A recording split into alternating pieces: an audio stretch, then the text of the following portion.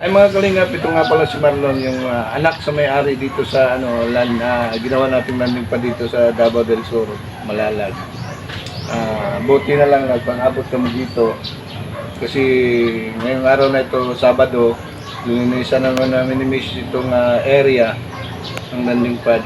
Buti lang nabutan namin si Marlon para talagang masiguro namin kung ano talagang plano nila.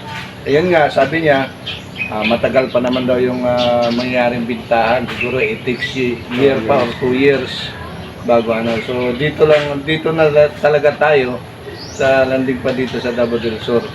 Dito na tayo magre-renta. Ayun ba lang ang nag-usap na ba kayo ni Ambassadora Rhea? Opo, so gusto lang i-share na tuloy yung pag-renta niya dito kasi it takes how many years pa yung plano na ibenta, pero habang may maggamit pa nito, so padayon niya po ng natungkwan. Magandang araw mga kalingap. Isa namang mapagpalang araw sa ating lahat. Welcome back po sa aming munting channel. Ako si Mick. Ako naman si Agnes at Kami kami, po ang Mick Agnes Vlog.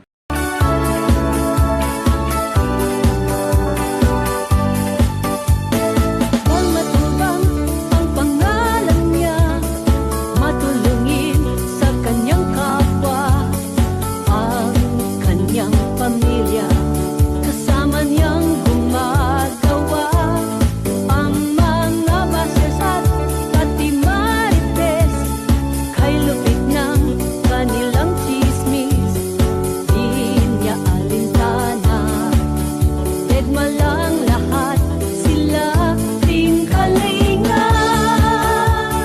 Di kanya pababayaan, kay rami nang natulungan, matatanda at mga bata. Balmatubang,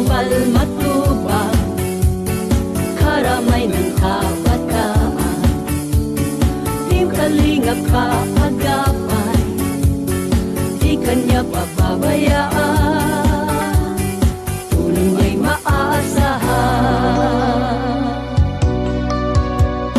Balmatubang, di nagsasawa sa pagtulong sa kanyang kapwa, tao'y natutuwa sa kanyang kawang gawa, sa hirap at mga pangangailangan, ika'y kanyang sasaklolohan. Ay mga kalingap, ito nga pala si Marlon, yung anak sa may-ari dito sa land na ginawa natin landing pa dito sa Davao del Sur, Malalag. Buti na lang nagpang-abot kami dito kasi ngayong araw na ito, Sabado, linisan naman namin ni Miss itong area ng landing pad. Buti lang nabutan namin si Marlon para talagang masiguro namin kung ano talagang plano nila. Ayun nga, sabi niya, matagal pa naman daw yung mangyaring bintahan. Siguro it takes year pa or 2 years bago ano. So dito na talaga tayo sa landing pa dito sa Davao del Sur.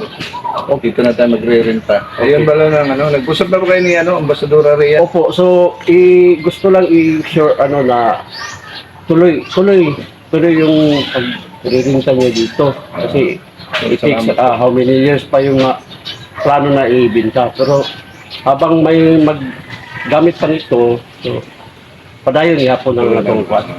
So karon makita na ni Rhea para sa Sige, so yun nga din ang sabi niya kagabi kanina sa niya, sa live niya na magkikita daw kayo ngayon dito kasi yung sa yung pag-usapan niya kung ano yung status dito. Opo, oo. Buti lang nandito. Yun, ngayong araw na ito, magkita kami para sa Para na rin makabitan namin ng makabitan namin ng wifi, tapos na namin ito, ma-prepare na talaga itong loob para sa pagdating ni Kuya Bal, ready na itong landing pad. Opo, kayo na pong bahala sa dito sa bahay para ma-ready by March kung mag-pati na si Kuya Bal. At least nakita niyo din yung status ng bahay, yung landing pad niyo. Ito ba yung mga tansya ko nito, mga 300 square meter. No, sobra. Mahigit. Ilang- Mga 420 mga square meter. 420 meter. As per title. Yung nakapangalan pa kay Mama. Mama, papa mo. Di, kay Mama lang. Ah, Kay, Mama. Byuda naman si Mama. Wala naman akong father. So, kay Mama na lang. 420 square meter ito. Ako ang nagkuha ng Ito, kala ko nga 300 square ng meter. copy ng title sa ROD. 420. Malaking ano ito. Yun nga. Kunti ano na lang, malinisan. Itong mga may tanim na mga saging. Aspis lang yan. O, nagamit na. Magamit rin yan. Oo, may mga kalamansi pa.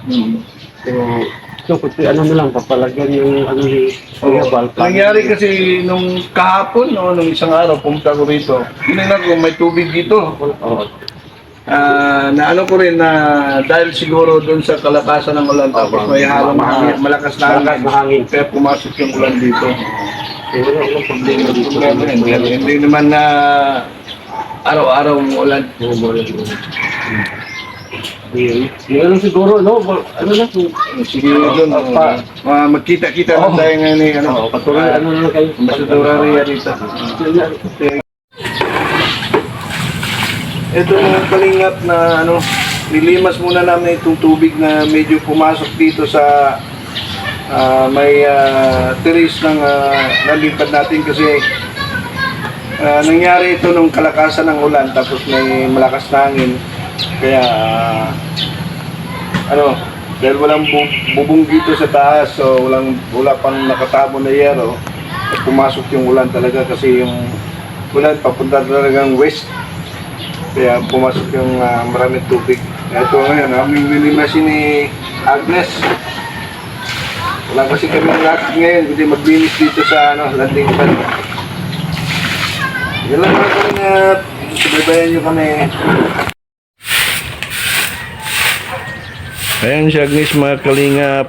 Naglinis na ulit dito sa palibot ng Davao del Sur landing pad. Mula kasi nung maglinis kami, ngayon lang kami nakabalik dito kasi panay ang ulan. Eto nga, maraming tubig dito. Hindi namin na sukat akalain na magkaroon pala ng tubig dito sa may terrace kasi yun nga, sa lakas ng hangin at ulan talagang pumapasok yung tubig.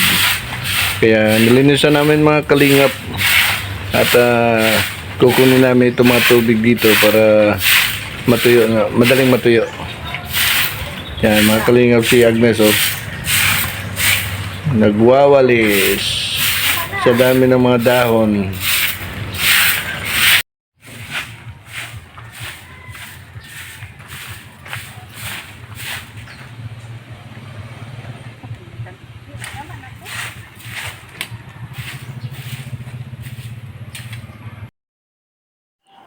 Ayan mga kalingap, malinis ng pampaligid ng Davao del Sur landing pad.